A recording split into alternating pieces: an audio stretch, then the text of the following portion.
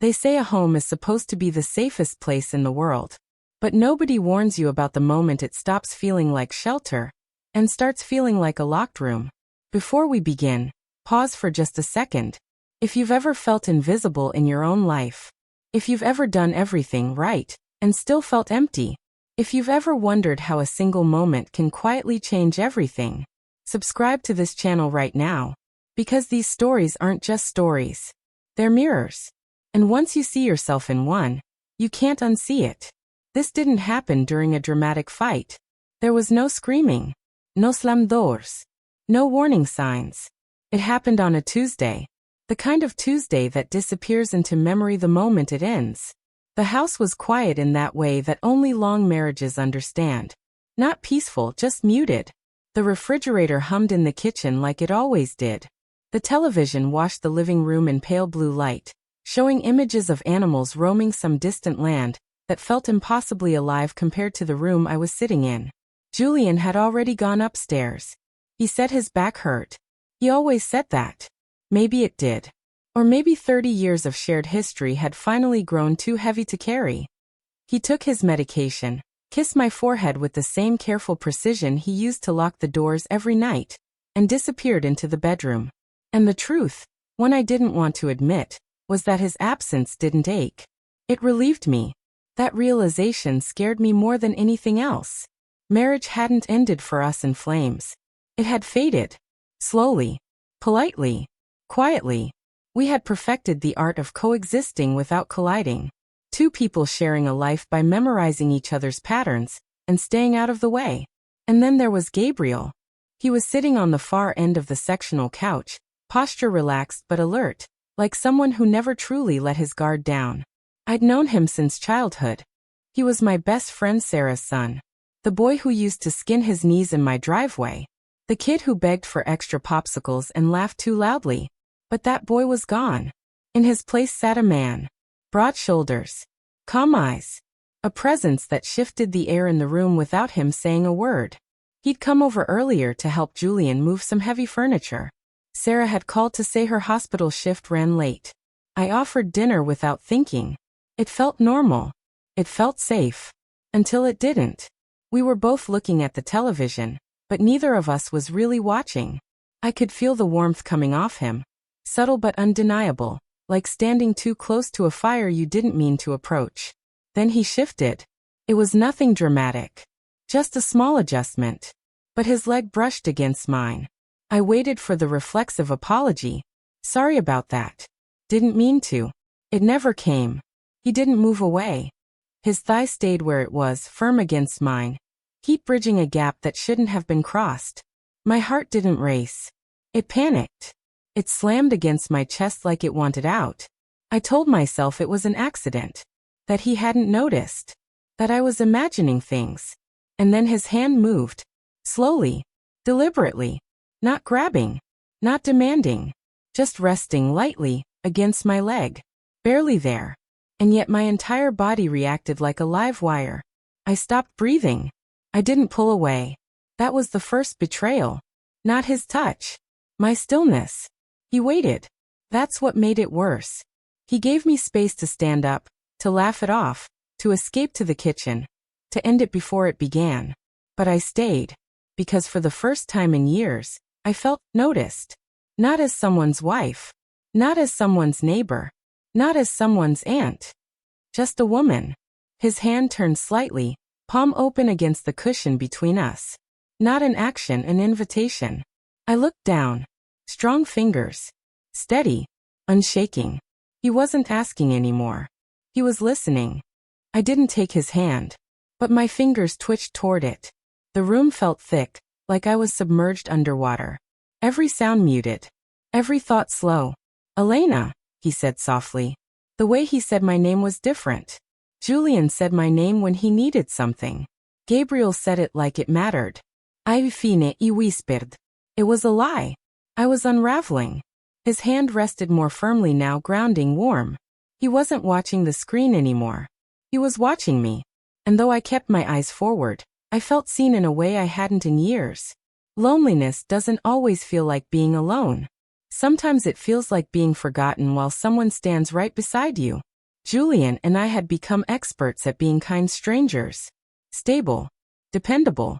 Empty. I had convinced myself that fine was the best I could expect. But as Gabriel's thumb moved slowly, rhythmically, I understood something with terrifying clarity. I wasn't fine. I was starving. I leaned back, closing my eyes for just a second.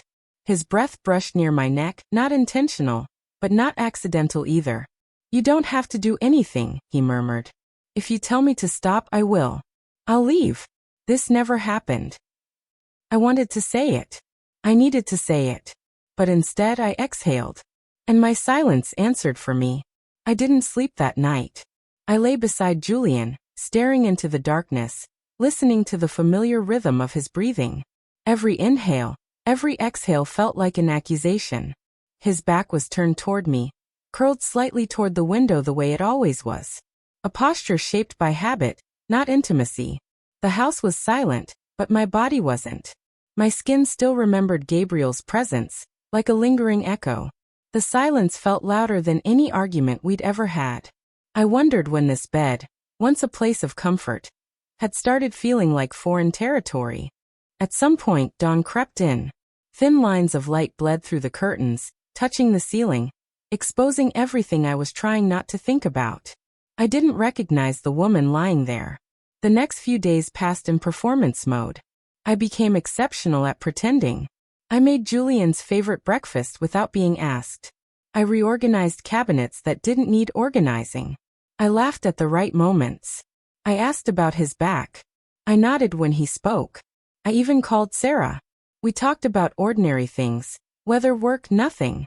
I kept my voice steady while my heart hammered against my ribs. Every word felt like a test I was barely passing. But the quiet moments were unbearable. Every time the phone buzzed, my pulse spiked. Every knock on the door made my stomach drop. Every time I closed my eyes, I was back on that couch. Gabriel didn't come around. A week passed. Then another. I told myself this was good. This was how it should be. That what happened had been a fracture. Not a new beginning. But relief never came. Only loss. I finally understood that what shook me that night wasn't desire alone. It was recognition. Someone had seen me, really seen me, and now that I had felt that, I couldn't pretend I was content being invisible again. One afternoon, Julian went out to run errands. I stayed behind, attacking the garden with more force than necessary. Pulling weeds felt easier than pulling apart my thoughts. I was sweating, hands coated in dirt, when I heard the gate creak.